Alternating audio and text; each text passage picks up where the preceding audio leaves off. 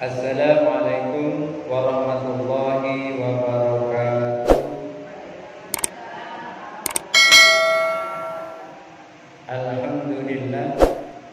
Alhamdulillahi nasta'inuhu wa nastaghfiruh wa na'udzu billahi min syururi anfusina wa min sayyiati a'malina. May yahdihillahu fala mudilla lahu wa may yudlilhu fala hadiya lahu. Asyhadu an la ilaha illallah wahdahu la syarika lah wa asyhadu anna Muhammadan abduhu wa rasuluh la nabiyya ba'dah. Allahumma salli ala sayyidina Muhammad wa ala ali sayyidina Muhammad. Rabbi shrah li sadri wa yassir li amri wahlul 'uqdatam min lisani yafqahu qawli, amma ba'du. Ibu-ibu pengajian Syahadatun Najah yang dirahmati Allah, kita teruskan pengajian beberapa waktu yang lalu. Bismillahirrahmanirrahim. Wal hal tsani, pada kondisi yang kedua, ayyaf ala dzalika li talabid dunya wal akhirati jami'aha. Ada orang yang beribadah, ketika dia beribadah, ia cari dunia pun juga ia cari akhirat. Jadi sekali dayung 2, 3, 4, 5, 6, 7, 8 pulau terlampaui, maunya seperti itu. Tetapi apakah yang seperti ini boleh? Ini ada perbedaan pendapat para ulama. Fadhahaba ba'du ahlil ilmi ila anna amalahu mardudun. Kalau menduakan Allah yang seperti itu, maka amalnya ditolak oleh Allah. Itu artinya adalah amalan hati. Amalan hati itu maksudnya adalah ketika dia beribadah, tujuan ibadahnya itu ada dua. Ketika dia sholat, tujuan sholatnya itu ada dua. Dia memiliki menancapkan niat dalam hati, ada dua tujuannya. Yang pertama tujuannya untuk Allah, yang kedua tujuannya untuk dunia. Pertama tujuannya untuk akhirat, yang kedua tujuannya untuk dunia. Yang seperti ini sebagian ahli ilmu mengatakan amalnya tertolak, amalnya tidak diterima oleh Allah Subhanahu wa taala. Apa dalilnya? Sekarang kan modelnya dalil-dalil. Apa dalilnya? Dalilnya adalah sebuah hadis qudsi. Ana aghna asyuraka anisyirki. Aku ini, kata Allah, tidak membutuhkan persekutuan dari orang yang mensekutukan. Artinya Allah tidak perlu bantuan yang lain untuk mengisahkan Allah, enggak perlu. Allah tidak perlu semua itu. Allah tidak perlu persekutuan. Kalau Allah menghendaki sesuatu, cukup idza arada syai'an ayyaqula lahu kun fayakun. Allah kalau menghendaki sesuatu cukup mengatakan idza arada syai'an ayyaqula lahu kun fayakun. Jadilah, maka jadilah dia. Ibu-ibu yang dirahmati Allah Subhanahu wa taala, Allah tidak menghendaki itu. Faman amila amalan asyraka fihi ghairi, kata Allah, barang siapa orang yang beramal dan ketika dia beramal itu ada tujuan lain, diperserikatkan kepada orang lain, artinya tujuannya tidak khusus untuk Allah. Dia sholat tidak khusus untuk Allah, tapi untuk orang lain juga. Bagaimana caranya untuk orang lain? Supaya dipuji oleh orang lain. Tidak hanya minta pujian Allah, tetapi juga minta pujian orang lain. Jadi kedua-duanya dia kehendaki itu. Kalau yang seperti itu, Allah berfirman, fa'ana bari'un minhu. Aku tidak perlu ibadahnya orang yang seperti itu. Maunya Allah itu kalau beribadah, ya khusus fokus kepada Allah Subhanahu wa ta'ala. Ibu-ibu hadirin yang dirahmati Allah Subhanahu wa taala, seorang ulama dari Jawa Timur, Kiai Mudakir, beliau menyampaikan, tetapi yang bisa merasakan ini biasanya bapak-bapak. Biasanya begitu. Manusia itu kan keperluannya ada dua. Satu dunia, dua akhirat. Ketika dia bekerja, maka supaya kerjanya itu fokus, lupakan sementara akhirat. Tapi ketika sholat, supaya fokus, lupakan sementara soal dunia. Jadi beliau itu menggambarkan, tapi yang bisa merasakan hanya bapak-bapak. Beliau menggambarkan begini, kalau pengen zuhud atau pengen ibadahnya itu 100% untuk Allah, maka harus bisa membedakan di antara dua tadi. Saat bekerja, lupakan akhirat. Saat sholat, saat beribadah, lupakan dunia. Jadi harus dipilah. Beliau menggambarkan begini, seperti seorang laki-laki memiliki istri dua. Kalau sedang berada di istri tua, jangan ingat-ingat istri muda. Kalau berada di istri muda, jangan ingat-ingat istri. Jadi 100% di situ. Beliau menggambarkan seperti itu. Jadi artinya Allah tidak mau diduakan, Allah maunya diesakan. Maka kalau ada orang yang beribadah, pada saat ia beribadah, ibadahnya itu dipersekutukan dengan yang lain, Allah menyampaikan fa'ana bari'un minhu, aku terbebas dari ibadahnya. Artinya tidak perlu dengan ibadah itu. Dan ini yang juga dipegang oleh Al-Haris Al-Muhasibi di dalam kitab Ar-Ri'ayah. Beliau menyampaikan al-ikhlasu antaridahu bi ta'ati wala turida siwahu. Yang namanya ikhlas itu kemarin kan sudah saya sampaikan, ada 3 tingkatan ibadah. Ibadah karena takut masuk neraka, maka dia ibadah. Yang kedua, ibadah karena minta surga, minta pahala. Ya sholat karena minta surga, minta pahala. Kemudian yang ketiga, tidak minta surga, minta pahala, juga tidak takut kepada Allah. Ibadahnya itu karena perintah Allah. Itu yang ketiga.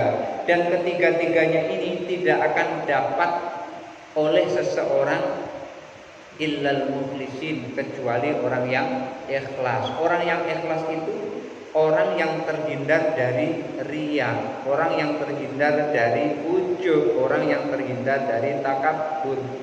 Maka orang yang ikhlas terhindar dari 3 macam ini. Maka beliau menyampaikan al-ikhlasu antaridahu bi ta'atihi. Yang namanya ikhlas itu yang dikehendaki cuma Allah. Tidak pernah berkehendak kepada yang lain selain Allah, wala turida siwahu, tidak pernah menginginkan kepada selain Allah. Yang diinginkan hanyalah Allah. Maka seorang sufi perempuan namanya Ibu Rabi'ah Al-Adawiyah. Ibu Rabi'ah Al-Adawiyah itu dia bermunajat. Ibu tahu munajat? Munajat itu bahasa yang paling gampang bisik-bisik. Bisik-bisik gitu kan. Bisik-bisik itu kan berarti dekat tuh ya. Ada orang bisik-bisik jaraknya 1 meter? Enggak ada kan? Orang bisik-bisik itu jaraknya dekat bisik-bisik itu. Jadi munajat, apa yang dimunajatkan? Yang dimunajatkan begini, ya Allah, andaikan ibadahku ini karena takut kepada nerakamu, buka neraka itu untukku dan untuk yang lain. Berarti minta neraka ya. Ada ibu di sini kayak gitu? Gak ada ya? Ya Allah, kalau aku ibadahku ini karena minta surgamu, maka tutup surga itu untukku dan berikan kepada yang lain. Jadi maunya Ibu Rabi'ah masuk neraka kalau memang ibadahnya itu karena takut neraka. Dan Ibu Rabi'ah tidak mau masuk surga kalau memang ibadahnya itu karena surga. Untuk itu kalau aku beribadah karena nerakamu ya Allah, buka neraka itu untukku dan masukkan aku ke dalamnya. Itu munajatnya Ibu Rabi'ah. Dan kalau aku takut dan kalau aku pengen surgamu, maka tutup surga itu untukku. Jadi gak usah masukkan ke dalam surga, berikan kepada yang lain. Lalu munajatnya yang ketiga, bisik-bisiknya yang ketiga, kalimat yang ketiga, Kalau aku beribadah ini karena rindu kepadamu, karena minta ridhomu, jangan sesekali engkau berpaling dariku. Masya Allah, itu Ibu Rabi'ah Al-Adawiyah. Jadi tingkatan Ibu Rabi'ah Al-Adawiyah dalam ibadah itu sudah tingkatan yang ketiga. Dia beribadah enggak karena takut kepada neraka, tidak minta surga, minta pahala. Yang diminta adalah Allah itu sendiri. Yang diminta adalah ridhonya Allah. Karena kalau sudah mendapat ridhonya Allah, maka segalanya itu pasti akan dapat. Seorang anak ketika sudah bisa mengambil hati ibunya, yang dia senangi hanyalah ibunya, maka apapun yang dimiliki ibunya itu biasanya akan mudah pindah kepada anak. Biasanya begitu kan? Maka Allah pun juga demikian. Ketika Allah sudah ridho kepada hambanya, maka apapun yang diperlukan oleh hamba itu, maka akan dikasih oleh Allah Subhanahu wa ta'ala. Maka orang yang bersyukur, kata Allah, la in syakartum la azidannakum. Orang yang bersyukur pasti akan ditambah. Syukur itu gimana sih, Bu? Apa syukur itu mengatakan alhamdulillah ya Allah, hari ini engkau aku kasih rezeki 100.000. Mudah-mudahan besok kau tambah lagi. Apa seperti itu namanya syukur? Itu belum syukur, itu masih minta tambahan. Orang syukur itu adalah orang yang merasa cukup. Ketika ibu dikasih rezeki oleh Allah 100.000, merasa cukup dan tidak merasa kurang sama sekali. Dalam hati itu merasa lebih dengan apa yang Allah berikan. Begitu ibu memiliki hati merasa lebih dengan apa yang Allah beri, Allah terus kasih dari arah mana saja, dari selatan kasih, dari utara kasih, dari timur kasih, dari barat kasih, dari atas kasih, dari bawah kasih. Sampai tidak tertampung-tampung lagi. Itu karena merasa cukup. Itulah disebut dengan qanaah. Orang zuhud itu bukan berarti orang itu tidak mau dengan dunia, tidak, tetapi menempatkan dunia pada tempatnya. Seorang ulama yang sangat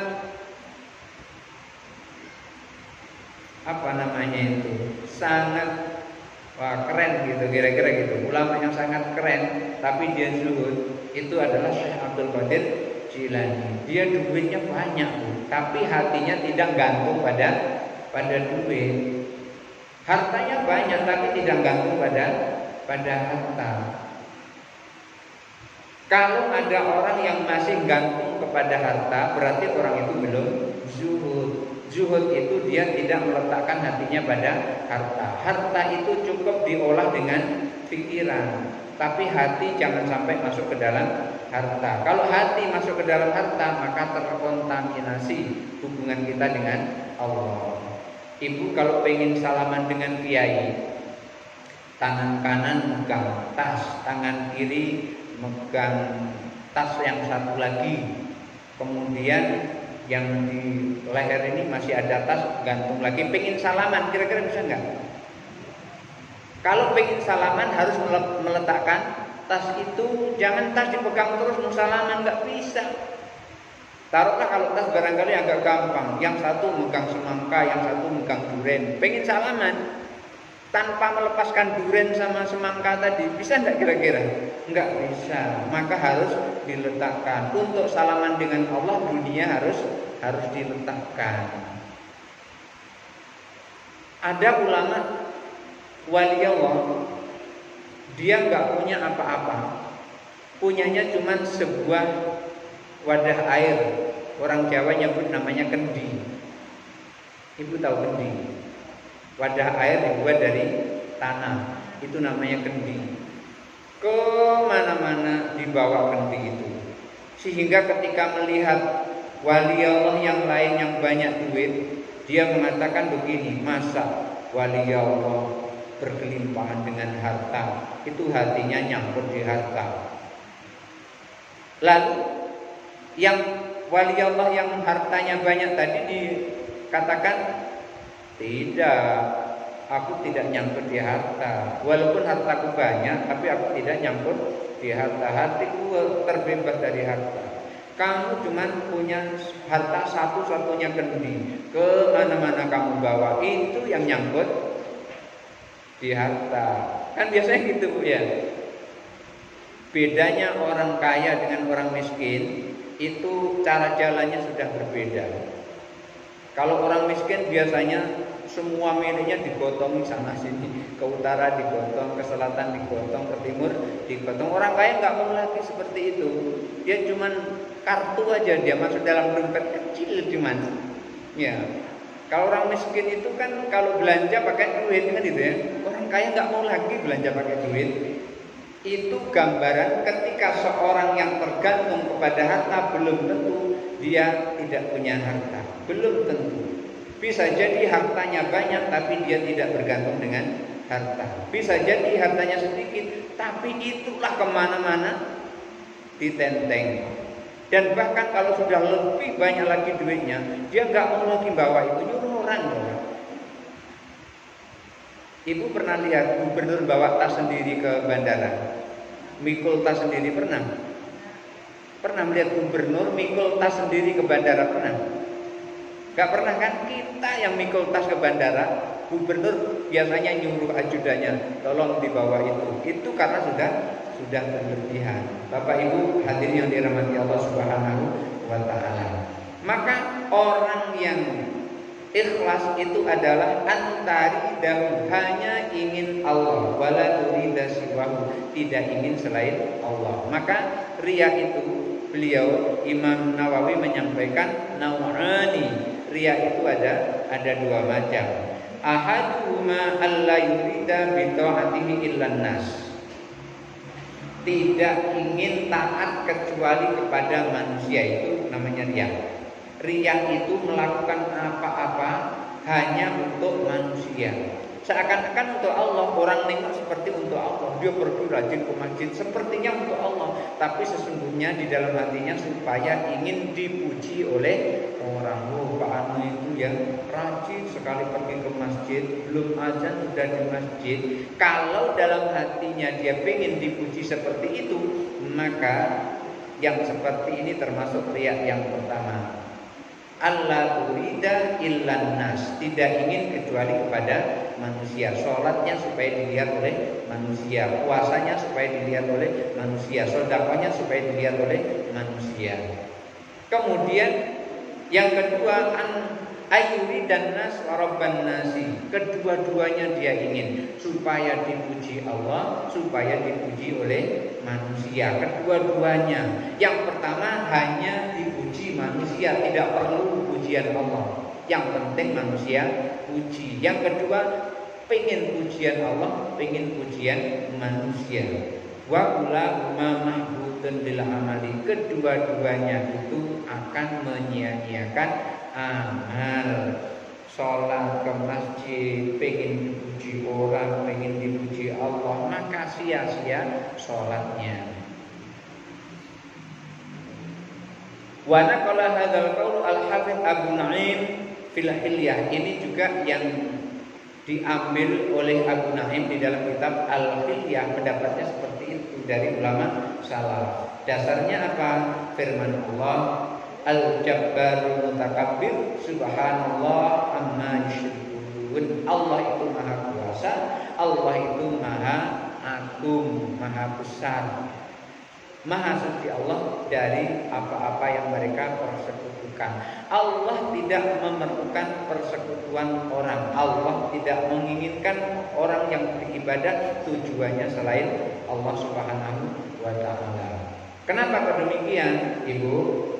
Allah itu tidak perlu kepada istri. Betul?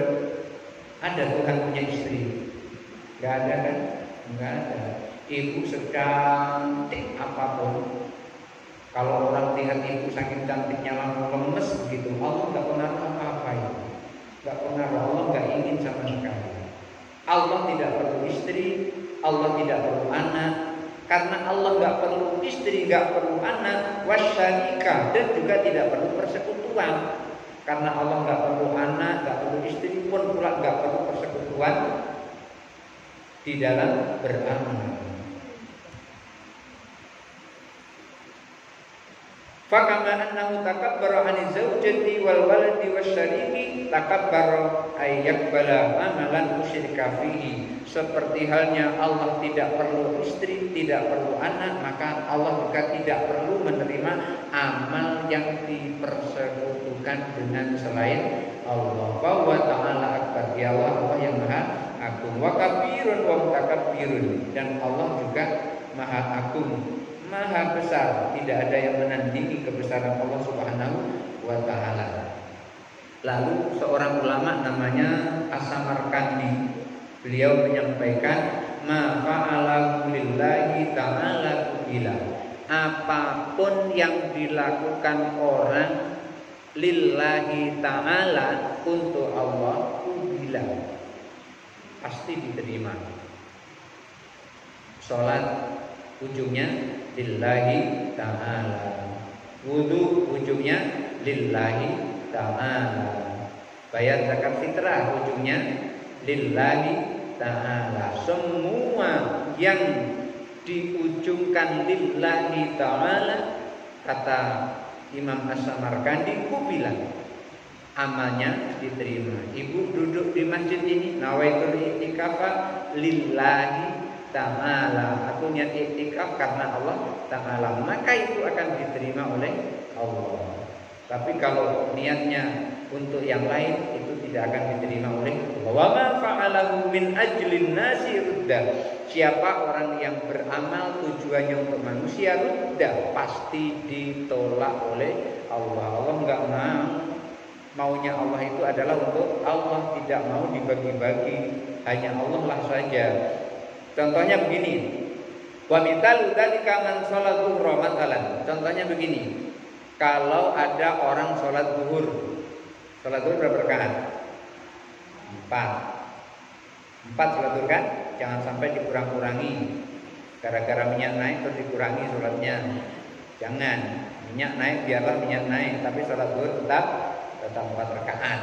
Misalnya sholat zuhur 4 rakaat. Wa qasada ada ma faradallahu ta'ala alaihi. Ia melakukan sholat zuhur itu tujuannya adalah melaksanakan perintah Allah. Ia sholat zuhur tujuannya melaksanakan perintah Allah. Oleh karena itu sholatnya adalah lillahi ta'ala.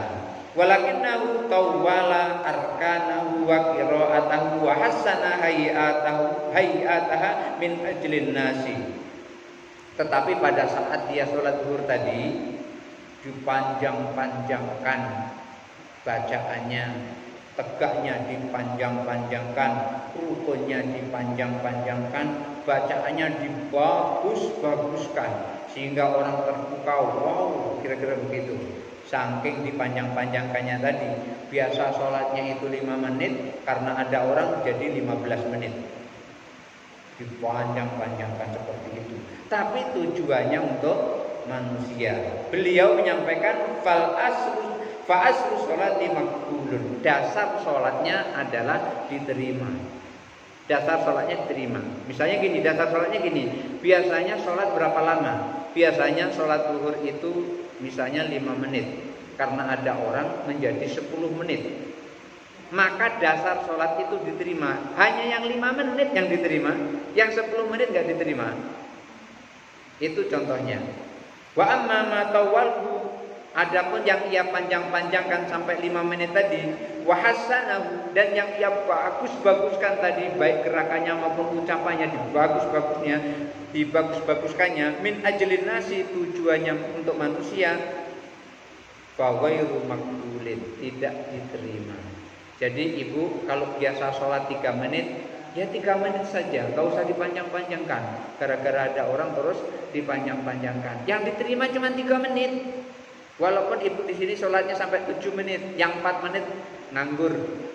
Yang diterima cuma 3 menit. Kalau biasanya sholat cuma 3 menit.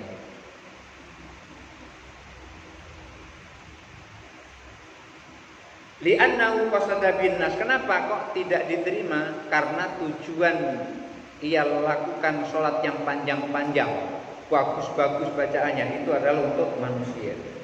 Wasu'ila Syekh Izzuddin bin Abdul Salam. Syekh Izzuddin bin Abdul Salam itu ibu adalah bergelar sultanul ulama. Jadi pemimpin para ulama. Ada kalau Syekh Abdul Qadir Jilani namanya Sultanul Aulia. Dia adalah pemimpin para wali. Ini Sultanul Ulama, pemimpin para ulama. Dia yang imamnya yang di depan. Syekh Izzuddin Abdus Salam ketika dia ditanya tentang orang yang sholat dan sholatnya dipanjang-panjangkan, amman shalla fatawwala sholatahu min ajlin nas, tentang orang yang sholat dan sholatnya dipanjang-panjangnya. Faqala, beliau menjawab, arju alla yahbita amalu, aku berharap mudah-mudahan amalnya tidak ditolak, mudah-mudahan amalnya tidak sia-sia. Itu jawaban seorang sultanul ulama. Dia ketika ditanya tidak langsung, itu ditolak oleh Allah itu bid'ah itu, enggak langsung begitu. Malah didoakan, mudah-mudahan sholatnya tidak sia-sia. Didoakan seperti itu. Hadza kullu idza halaqat tasyrik fi sifatil amal. Semuanya ini apabila di dalam amalnya ada sifat persekutuan, tasyrik, tujuan bukan untuk Allah tapi ada tujuan untuk manusia, maka setiap sesuatu kita lakukan harus lillahi ta'ala. Asal kita lillahi ta'ala, maka amalnya sampai kepada Allah. Tetapi kalau tidak lillahi ta'ala, linnasi jami'an umpamanya, untuk manusia semua, maka habita amaluhu, amalnya sia-sia. Fa in hasala fi aslil amal, apabila ia sampai pada dasar amalnya itu, bi anna shallal fardhu, karena salat fardu itu min ajlillahi ta'ala wan nasi, tujuannya adalah manusia dan Allah, maka orang yang salat fardu yang tujuannya manusia dan Allah, maka salatnya fala tuqbalu salatuhu, tidak diterima salatnya. Kenapa? Li ajli tasyriki fi aslil amal, karena dasar amalnya itu adalah ada persekutuan antara Allah dan makhluk yang lain. Wa kama yakunu riya'u fil amali yakunu fi tarkil amal. Orang yang beramal itu di dalamnya ada penyakit namanya riya, tapi ada juga orang meninggalkan amal, ada riya juga di situ. Coba bayangkan, melakukan di dalamnya ada riya, tidak melakukan terjerumus juga dalam riya. Gimana itu kira-kira ini? Riya itu berada pada orang yang beramal, pun pula riya itu berada pada orang yang tidak beramal. Diam saja, tidak beramal, tidak sholat, tidak pergi ke masjid, justru dia sholat di rumah, riya dia sholatnya itu. Dia tidak pergi ke masjid, riya malahan. Pergi ke masjid, riya juga. Wah, ini repot ini. Pergi ke masjid, riya. Sholat di rumah, riya. Jadi gimana nih? Beliau menjelaskan, wa kama yakunu riya'u fil amali yakunu fi tarkil amali. Riya itu ada pada saat melakukan amal, riya itu ada juga pada saat meninggalkan amal. Makanya ketika melakukan amal karena Allah tidak ada riya, meninggalkan amal karena Allah juga tidak ada riya. Tapi kalau melakukan amal karena manusia ada riya, meninggalkan amal karena manusia riya.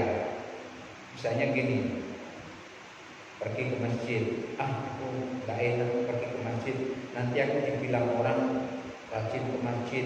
Akhirnya dia tidak pergi ke masjid, maka tidak pergi ke masjidnya itu namanya riya. Karena pergi ke masjid tujuannya jangan-jangan nanti kalau ke masjid nanti dipuji oleh orang, takut dipuji oleh orang pergi ke masjid sehingga dia tidak pergi ke masjid, maka tidak perginya menjadi riya. Tapi ketika pergi ke masjid, pergilah karena Allah. Tidak pergi ke masjid, tidaklah pergi karena Allah, jangan karena manusia. Oleh karena itu qala Al-Fadil bin Iyad mengatakan tarkul amali min ajrin nasi riya'un. Meninggalkan amal tujuannya untuk manusia itu adalah riya.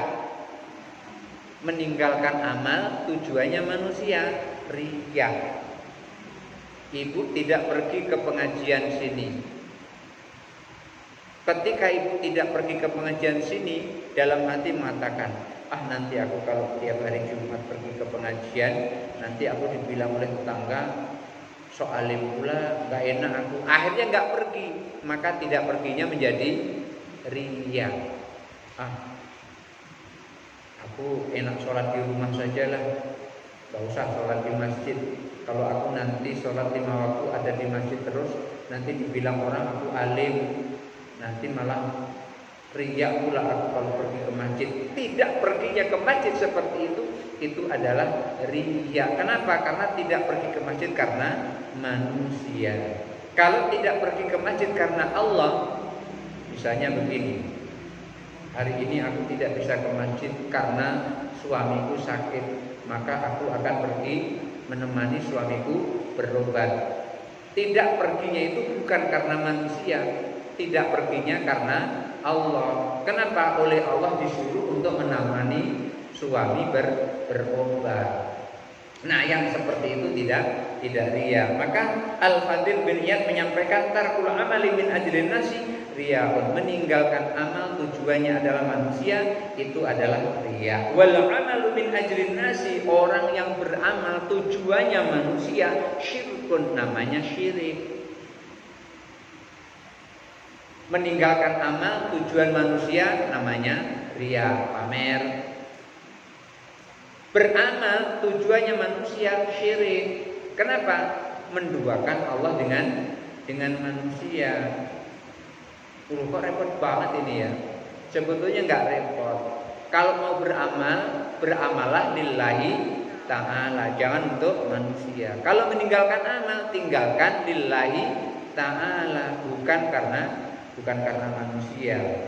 Wal ikhlasu ayyu'afikallahu minhuma. Maka yang dimaksud dengan ikhlas itu adalah ketika Allah menyelamatkan kita dari keduanya, menyelamatkan kita meninggalkan amal karena manusia dan melaksanakan amal juga karena manusia. Ketika kita bisa menyelamatkan diri dari manusia dan ketika kita bisa melaksanakan bukan karena manusia, maka itulah yang disebut dengan ikhlas. Jelas Bu ya?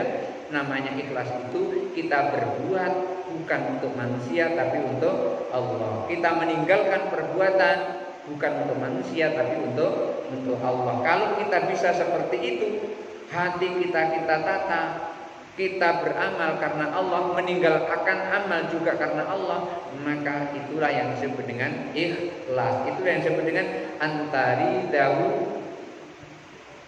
yang ia inginkan adalah bitaatihi, dengan mentaati Allah, bukan kepada yang lain. Wa makna kalamu rahimahullah ta'ala, dan maksud dari ucapan beliau rahimahullah ta'ala, anna man azama ala ibadatin, bahwa orang yang berniat untuk beribadah, wa tarokaha, lalu ketika dia beribadah ia tinggalkan, makhofatan yarohan nasu, ia tinggalkan ibadah itu karena khawatir nanti dilihat oleh orang, bahwa muraun, orang yang seperti itu disebut orang riya. Jadi dalam hatinya ingin ibadah, tapi pada saat dia mau ibadah tadi nggak jadi dia ibadah. Kenapa nggak jadi? Karena takut nanti kalau dia ibadah dilihat oleh orang. Tidak jadinya melakukan ibadah karena takut dilihat oleh orang, dialah sesungguhnya orang yang riya. Nah, bingung ya? Jangan bingung. Misalnya gini, maksudnya nih, ibu pengen sholat asar di masjid Syahadatul Najah.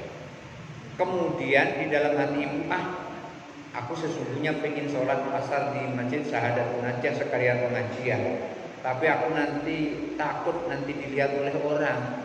Jangan-jangan nanti aku dibilang so alim lah, so inilah, so itulah. Akhirnya nggak jadi. Dia nggak jadi sholat asar di masjid Syahadatul Najah, nggak jadi ikut pengajian, batal, meninggalkan amal yang seperti itu. Namanya muraun, orang yang riya. Itu namanya riya. Ini nata hati namanya. Jadi jangan sampai pergi karena yang lain-lain. pergi hanya karena Allah, tidak pergi juga karena Allah. Di annahu tarakal amala li ajlin nasi, karena kenapa kok dikatakan dia ria? Karena ia melakukan tadi, tidak pergi, tidak jadi ibadah tadi karena manusia, maka dikatakan ria.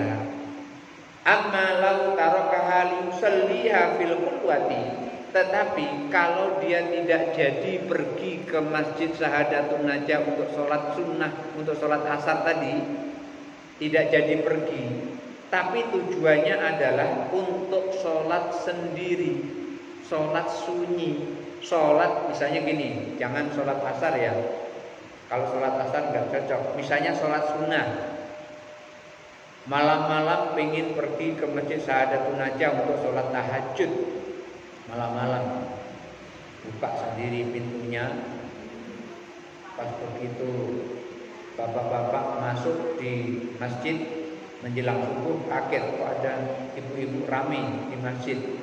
Ketika ia lakukan itu tujuannya adalah untuk manusia, maka itu namanya syirik. Tetapi ketika ia lakukan, aku nggak jadi mau sholat tahajud di masjid nanti dilihat orang, akhirnya dia sholat sendirian di rumah. Sholat sendirian di rumah itu tujuannya adalah supaya ia terbebas.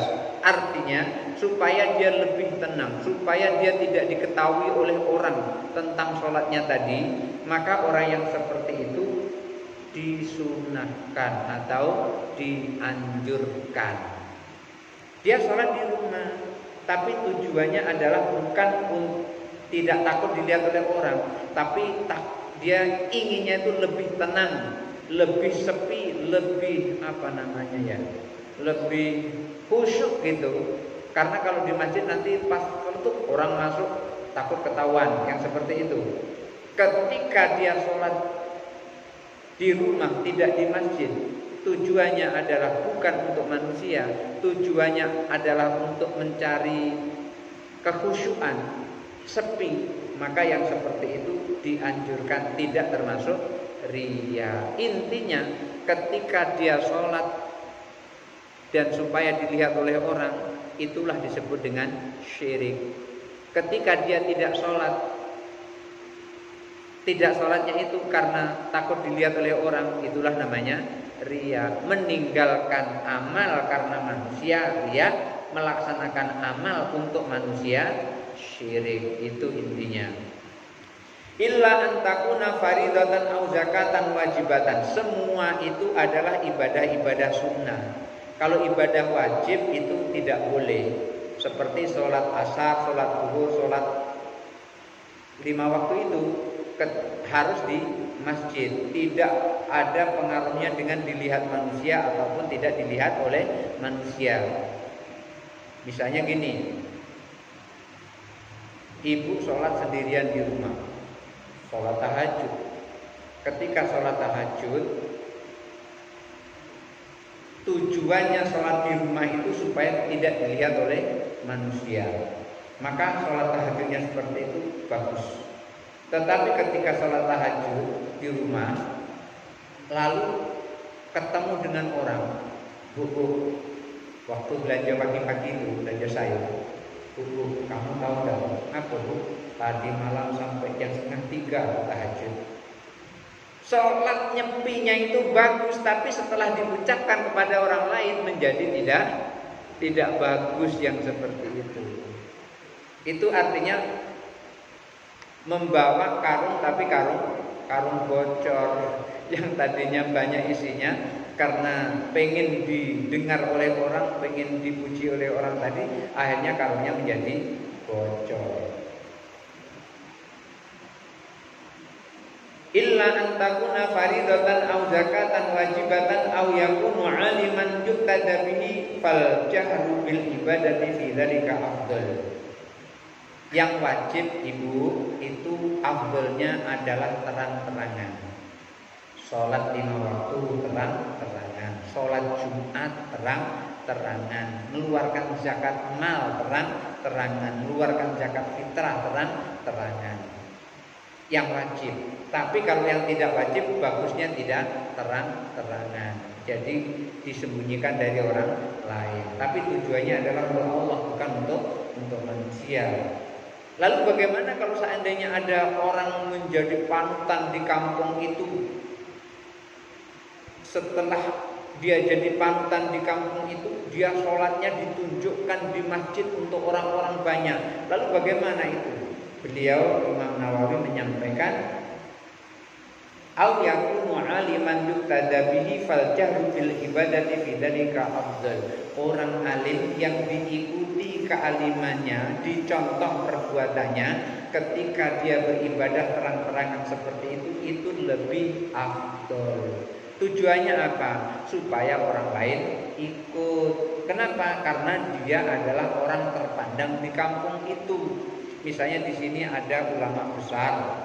Ulama besar itu setiap hari dia pergi ke masjid, dilihat oleh orang banyak. Maksudnya pergi ke masjid itu adalah supaya orang-orang lain ikut pergi ke masjid. Itu namanya orang alim yang ditiru perbuatannya. Jangan hanya sekedar ngomong saja, tapi nggak ada buktinya. Ibu bapak, mari kita sholat sunnah qobliyah, sholat sunnah ba'diyah. Setiap kali kita melakukan sholat fardu, dia sendiri nggak sholat. Kalau ada orang alim yang ngomong seperti itu, maka dia pun laksanakan itu. Tujuannya apa? Supaya diikuti oleh orang. Bukan tujuan dipuji orang, tetapi tujuannya supaya orang lain mengikutinya. Itulah makanya ada riwayat, siapa orang yang melihat orang alim, maka penglihatannya itu adalah ibadah. Kenapa? Melihat orang alim biasanya akan ingat kepada akhirat. Tapi kalau melihat pedagang biasanya ingat jualan. Biasanya begitu.